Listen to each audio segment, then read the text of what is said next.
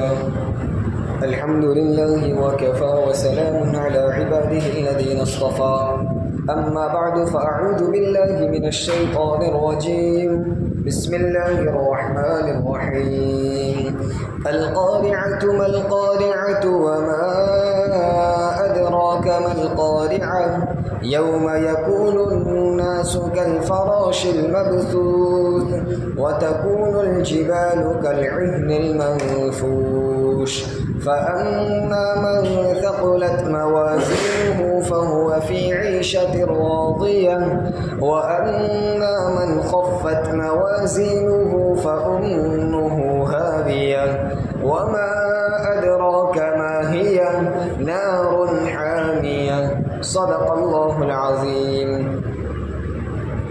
قرآن کریم کی اس سورت کا نام سورہ قارعہ ہے۔ یہ سورت بھی مکی ہے۔ قرآن کریم کی موجودہ ترتیب کے اعتبار سے یہ سورت 101 نمبر پر ہے، اور قرآن کریم کے نازل ہونے کے اعتبار سے یہ سورت 30ویں نمبر پر ہے۔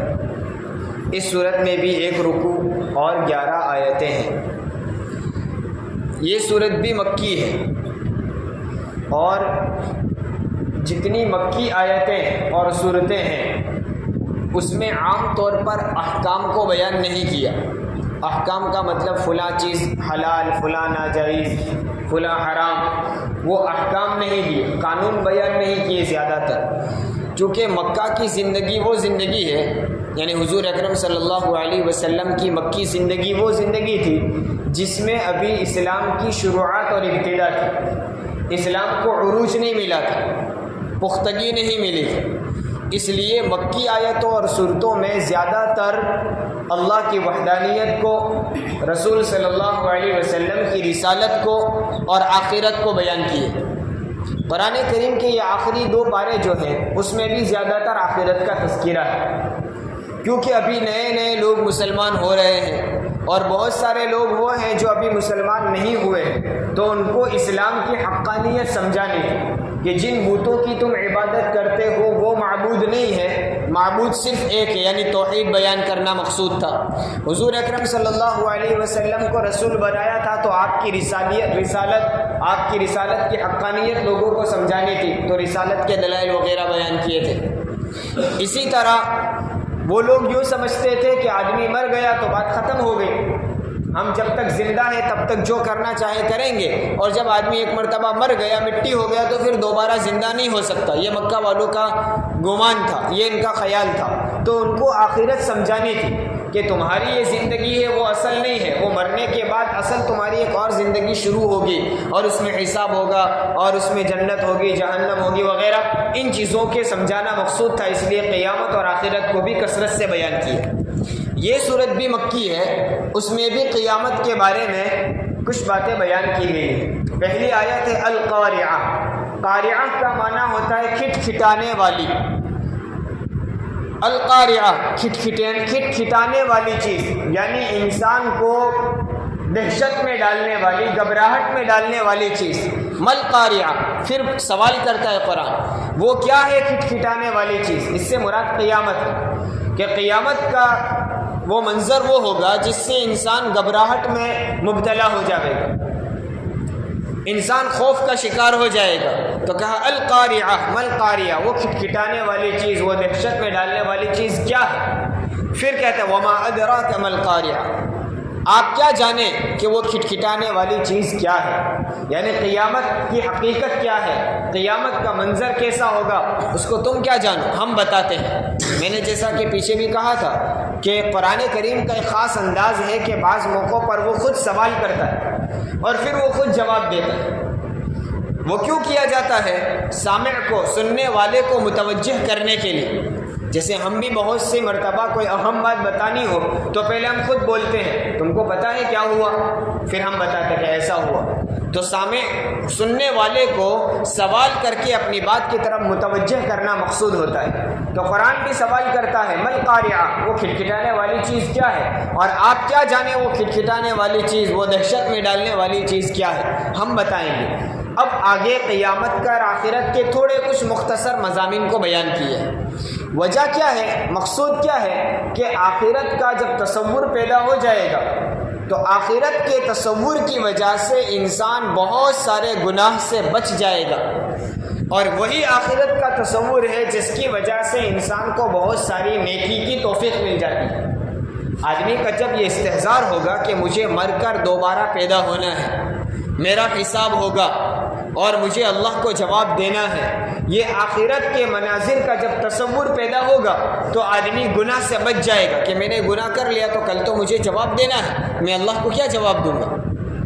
اگر میں نے یہ نیک کام کر لیا تو مجھے کل آخرت میں اس کا اجر ملے گا، اس کے بدلے میں جنت ملے گی، وہ آگے ملنے والے انعام کا استحضار ہوگا تو نیکی کی توفیق ہوگی، آگے ہونے والی سزا کا استحضار ہوگا تو گناہ سے بچنا آسان ہو جائے گا۔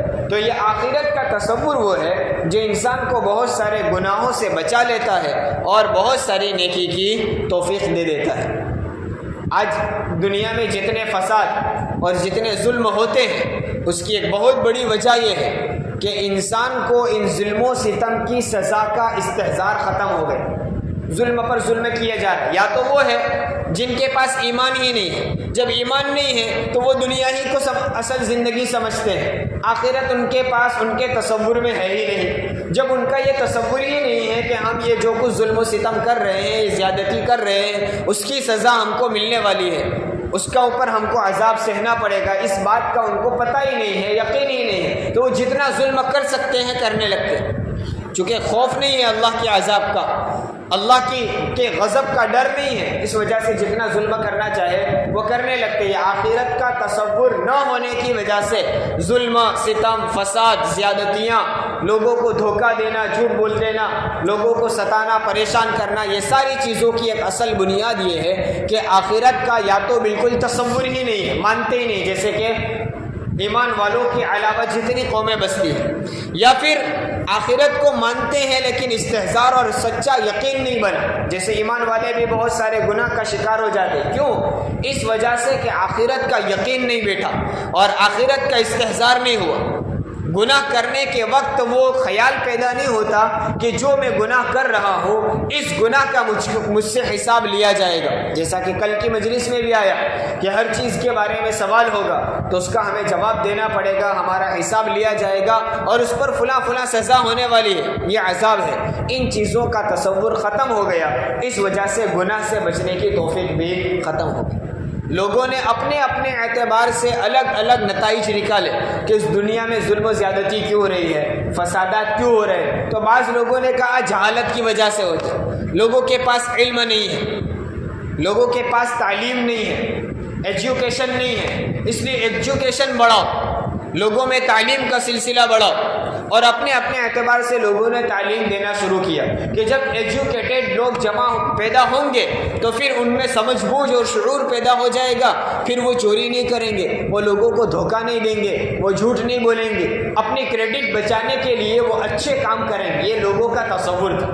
لیکن دنیا نے دیکھا جن ممالک میں ایجوکیشن 100% ہے، 100% پایا جاتا ہے، وہاں بھی فسادات ہوتے ہیں، وہاں بھی ظلم ہوتا ہے، وہاں بھی زیادتیاں ہوتی ہیں، وہاں بھی لوگ ایک دوسروں کو دھوکہ دے دیتے دنیا کمانے کے لیے، اپنا منصب حاصل کرنے کے لیے۔ کون سا ملک ایسا ہے جہاں کوئی زیادتی نہ ہوتی ہو؟ لوگ الیکشن میں کامیاب ہونے کے لیے کیا کیا حربے استعمال کرتے ہیں، غریبوں پر کیا کیا ظلم و ستم ڈھائے جا رہے ہیں، سب کچھ ہوتا ہے، حالانکہ ایجوکیشن وہاں بھی ہے، اس کے باوجود ہوتا ہے۔ پتہ چلا کہ ایجوکیشن کی کمی، تعلیم کی کمی کی وجہ سے یہ فسادات نہیں ہے، فسادات کی وجہ کوئی اور ہے۔ بعض لوگوں نے سوچا کہ یہ ظلم و ستم اور زیادتیوں کی وجہ جو ہے غربت ہے، آدمی غریب اور محتاج ہونے کی وجہ سے دوسروں کا مال ناجائز طریقے پر ہڑپ کر لیتا ہے، وہ اپنے گھر والوں کا نان نفقہ پورا نہیں کر سکتا تو پھر وہ چوری پر آمدہ ہو جاتا ہے، دھوکہ دے کر مال بیچ دیتا ہے۔ تو یہ ساری زیادتیاں اور یہ فساد ہو رہے ہیں، جو ماحول کی خرابی اور گڑبڑ ہو رہی ہے، یہ سب جو ہے غربت کی وجہ سے۔ لہٰذا غربت کو ختم کرو، تو لوگوں نے غربت کے ختم کرنے کی بھی کوششیں کی اور ہر آدمی کو اس کے مطابق سہولت اور اس کے ضرورت کی چیزیں پہنچانے کا اہتمام۔ تو ہم نے دیکھا کہ بعض ملک وہ ہے جہاں بڑے بڑے مالدار لوگ موجود ہیں اور وہاں غربت کا نام و نشان نہیں، وہاں ہر چیز ہر ایک کے پاس عیش و عشرت کا سارا سامان موجود ہے، اس کے باوجود وہاں بھی زیادتیاں ہوتی ہیں، وہاں بھی ایک دوسروں کے جھگڑے ہوتے ہیں، وہاں بھی ایک دوسروں سے ناراضگیاں ہیں، لڑائیاں ہوتی ہیں، سب کچھ ہوتا ہے۔ پتہ چلا غربت بھی یعنی مال کی کمی، مالداری کا نہ ہونا، یہ فساد کی وجہ نہیں ہے، یہ آپس کے جھگڑوں کی وجہ نہیں ہے۔ تو پھر وجہ کون سی ہے؟ قرآن نے صحیح طور پر سمجھایا کہ آخرت کا تصور ختم ہو گیا، حساب کتاب کا استحضار ختم ہو گیا، جس کی وجہ سے فسادات ہو رہے۔ اس لیے آخرت کو اور قیامت کا منظر بیان کیا جا رہا ہے کہ تم کو پتہ ہے وہ قیامت، وہ کھٹکھٹانے والی چیز کیا ہے؟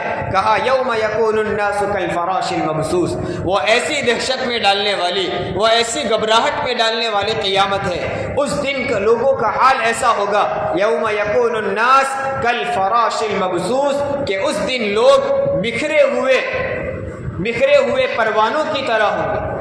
پروانہ جانتے ہیں؟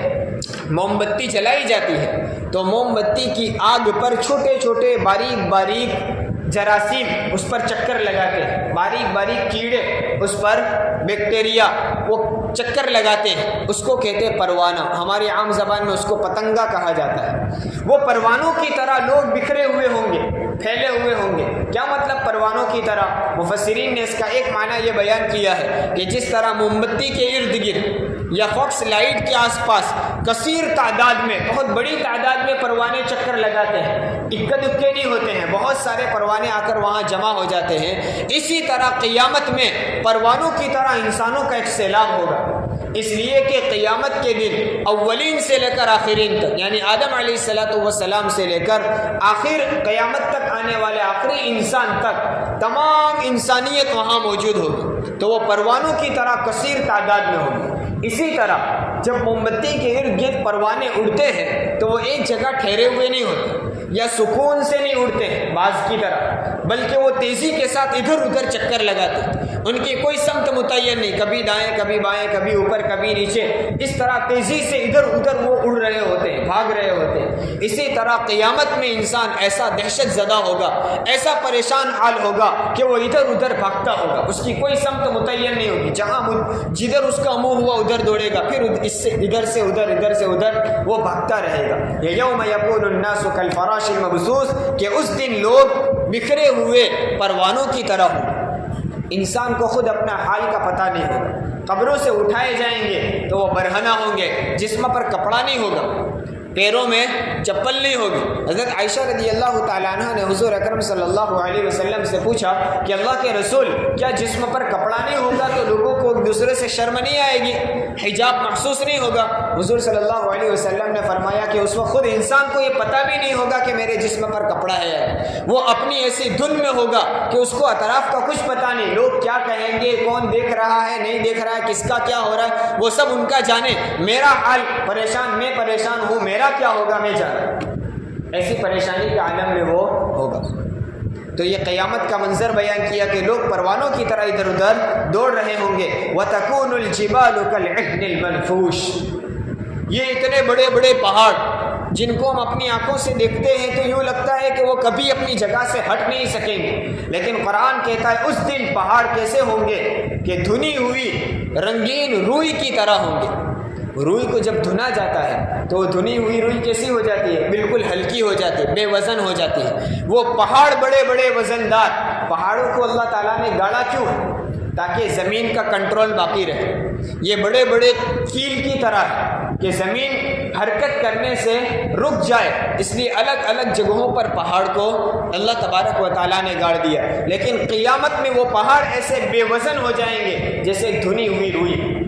قرآن کریم میں الگ الگ موقعوں پر قیامت کے وقت پہاڑ کے الگ الگ حالت بیان کی۔ ایک حالت تو پوری زمین کی ہوگی جس میں پہاڑ بھی شامل، وہ کیا ہوگی کہ پوری زمین پر ایک قسم کا زلزلہ آئے گا اور پوری زمین ریزہ ریزہ کر دی جائے گی۔ اذا زلزلت الارض زلزالها، زمین کو اس کی بھونچال سے ہلا دیا جائے گا، پوری حرکت دے دی جائے گی۔ آج ایک معمولی سی زمین حرکت کر جائے تو ہماری مضبوط ترین بلڈنگیں بھی زمین بوس ہو جاتی ہے، گر جاتی ہے، اس وقت پورے تہ سے زمین کو حرکت دے دی جاوے گی اور اس کو ریزہ ریزہ کر دیا جاوے گا۔ اذا زلزلت الارض زلزالها، اور ایک جگہ اذا دکت الارض دکا، یہ زمین کا ایک حال ہوگا۔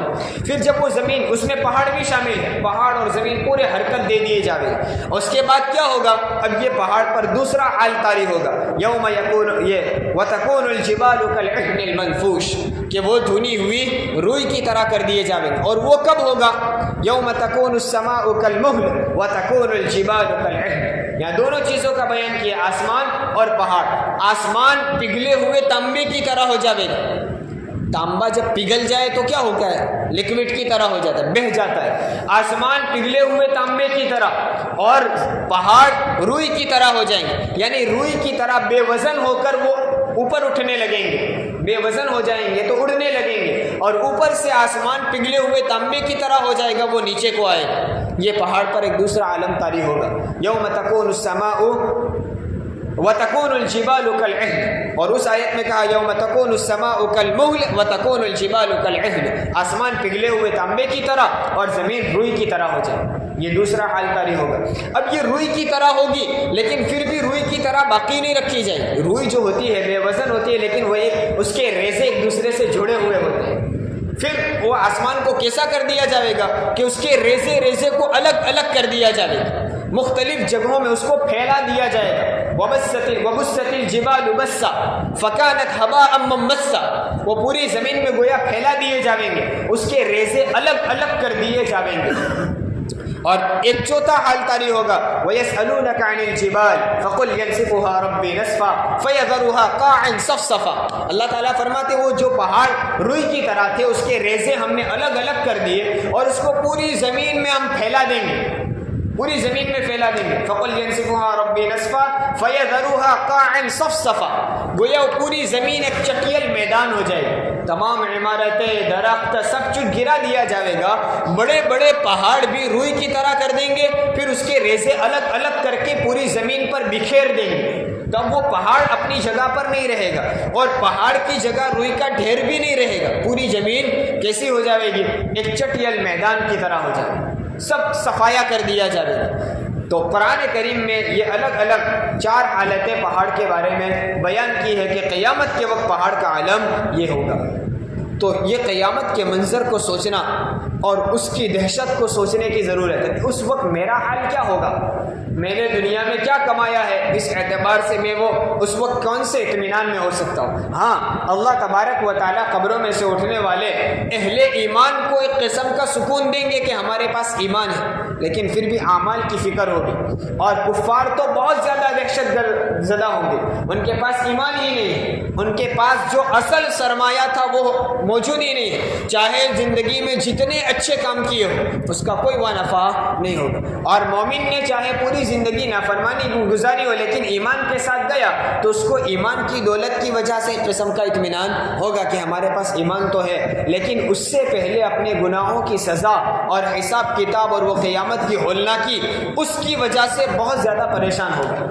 اور زندگی میں کیے ہوئے گناہ اگرچہ ایمان کی وجہ سے کسی نہ کسی دن وہ جنت میں جائے گا، لیکن زندگی میں کیے ہوئے گناہ کی سزا بھگتنا بھی کوئی آسان بات نہیں ہوگی، کتنے سال اور کتنا عرصہ ہوگا اس کا اندازہ نہیں لگایا جا سکتا۔ اور ادھر جہنم کے حال کو ہم دیکھیں تو اتنی خطرناک ہے کہ ایک لمحہ بھی ہم سے برداشت نہ ہو سکے۔ اس لیے کوئی آدمی یہ سوچے کہ اپنے مومن ہیں نا جنت میں تو جائیں گے ہی، لیکن اس سے پہلے جو گناہ کیے ہیں اس کی سزا جو بھگتنی پڑے گی، اور وہ ایسی جگہ میں سزا بھگتنی پڑے گی جہاں ایک لمحہ بھی ہم برداشت نہیں کر سکتے، تو وہ بڑی خطرناک چیز ہے۔ اس لیے قیامت کے ان مناظر کو بیان کیا ہے جس کو ہمیں سوچنے کی ضرورت ہے تاکہ ہمارے اندر آخرت کی فکر پیدا ہو۔ اگلی آیتوں میں پھر یہ قیامت کے بعد کیا ہوگا تو حساب کتاب ہوگا اور اعمال کا کس طرح سے جائزہ لیا جائے گا، وزن کیا جائے گا کہ گنا جائے گا، ان چیزوں کا یہاں بیان کیا ہے۔ تو ایک بات یاد رکھنے کی ضرورت ہے، ہمارے اعمال کو گنا نہیں جائے گا، کوانٹٹی نہیں ہوگی،